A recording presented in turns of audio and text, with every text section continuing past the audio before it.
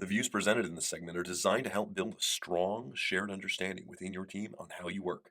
It is not designed to fix your parenting issues. Patrick, are you tired of team meetings that feel like a hostage negotiation? Does it feel like herding cats every time you try to align on an issue? Good luck with that. Roles and responsibilities? More like roles and not my responsibility. And don't even get me started with cross team collaboration. There's got to be a better way. Hey folks, Coach Kruth here. You might know me from my work at Team 22, Team 23, and of course, the State of Teams Roadshow. But I also spend a lot of my time helping teams get better. And you know what I find is the best solution for that? Atlassian's team shaping.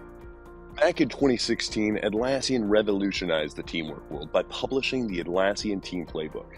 This was a set of 50 practices that any team could follow to change the way their teams work. It literally changed the teamwork world forever. But we at Atlassian, we thought we could do better. So in 2023, we revolutionized the teamwork world once again. Team shaping is the next evolution of the Atlassian Team Playbook.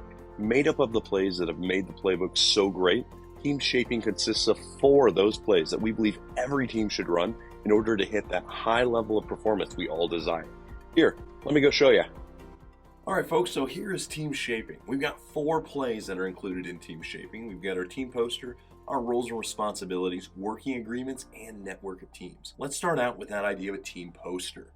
Now, to kind of give you some context, the story we're going to lay out here is that many times when we're on a team, we think we all have the same idea of what we're trying to do. We think we all are going in that same direction.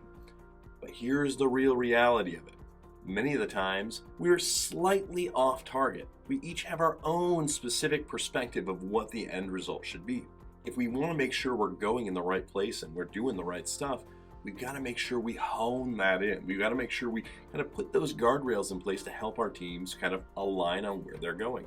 And that, my friends, is where a team poster comes into play. Here is a great example of a real team poster we use here in Atlassian. The whole purpose of one is to give your teams a central spot where they can talk about who they are, what they do, and all the context around their work. Some of the aspects that we're going to include in a team poster will include things like information on the team members, maybe their user manual, maybe a link to the directory page where they're listed, all the stuff you need to know about who's on your team. We're going to have things like what's the problem the team's trying to solve. Make sure we're all aligned around that. Who are our customers? Many times teams don't think about the customers that they have, especially if they're internal. How will we actually measure success? Many times we don't actually know what the end result is. And here's the trick, it's not delivering the thing, it's something else. And then at the end of the day, what is the solution that our team provides? What is the thing that we're doing that uniquely solves a problem? With that said, this is our team poster play. It takes about 60 minutes to run, and you can go access it off of the team playbook. Let's go off and actually think about the next play. It's our roles and responsibilities play. Now for us, we've kind of laid out that situation where our team, they're aligned on where they're going. But to get there, there's a lot of things we need to do. We need to determine how roles and responsibilities are actually going to play out within our team.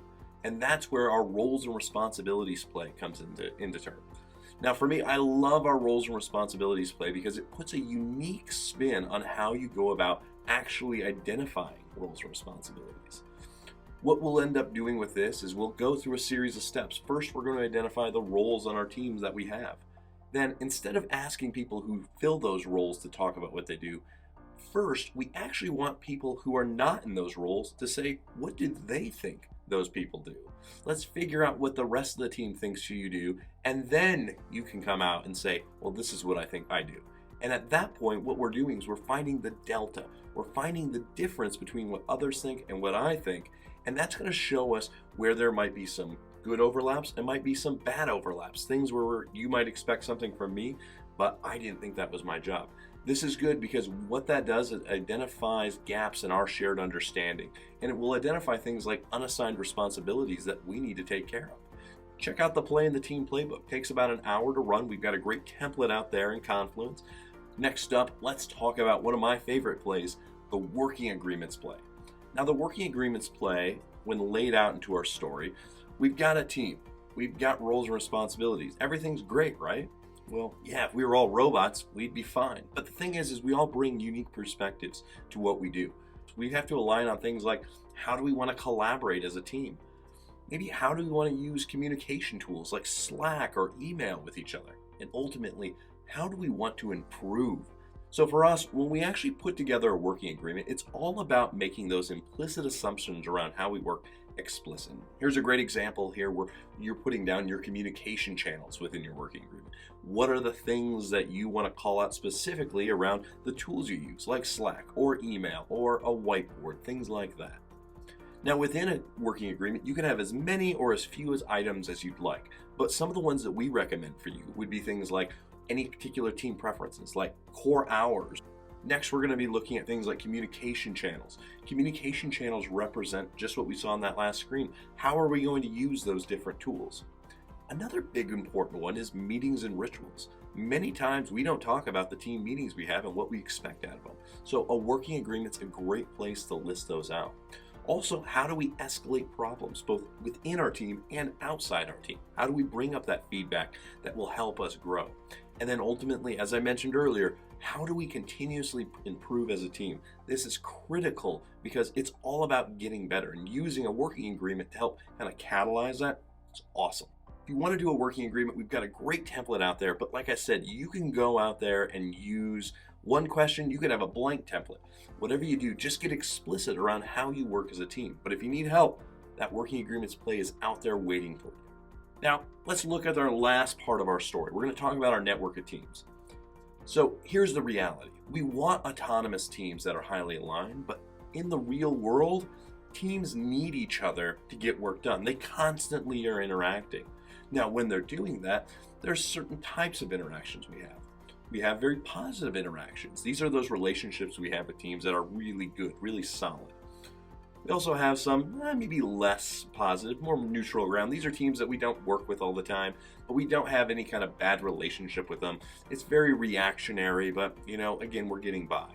And then there's those teams that I like to say we try to avoid. We try to work around them. Now, in a healthy team world, we don't want to work around any team. We're not getting the best results there. And so this is a great tool to be able to help you to simply identify who are you going to need to work with, and really, how is that relationship? You could be looking at things like first identifying what teams you actually work with, and then you end up classifying them in terms of their criticality. Do you need those teams, particularly maybe in the next 6 months, to get your work done? And then from there, actually identify who are your top most critical teams. Prioritize. With those 5 teams, you'll actually assign someone who's going to own each one of those relationships to help build those relationships. Because one of the things you need to do before we end this is actually assess, how are those relationships? Are they all positive? Are some of them red? Are some of them not so good? The role of that relationship owner is to help nurture that relationship and figure out how to make it better. So if you're looking to strengthen those relationships, the network of teams is a fantastic play to do that. Again, work doesn't happen in a silo anymore. Work happens across teams. So having an idea of what those teams that you need are is critical to help ensure that you're going where you need to go. And those are the plays. We talked about the team poster. We talked about roles and responsibilities, the working agreements, and the network of teams. These 4 plays constitute this idea of team shaping, which truly allows a team to move from good to great. Now you might be thinking, Mark, how much do I need to pay to get access to the team shaping content? Well, we could be charging you thousands of dollars to access these powerful plays, but if you act now, and really any time from this point out, you can gain access to these 4 easy to run plays in the Atlassian Team Playbook for absolutely nothing. $0.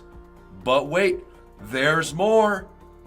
If after learning about team shaping, you go out and run one of the plays, simply blog about it on our Atlassian Community Teamwork Lab space, and then send me the link, and then I'll send you an exclusive Atlassian Team Shaping headband.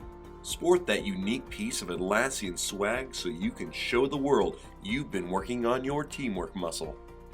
So remember, a goldfish might have a short memory, but a well-shaped team never forgets. To experiment, visit the Atlassian community page on Team Shaping by going to the URL or QR code listed below. Eager teammates are standing by. You gotta do it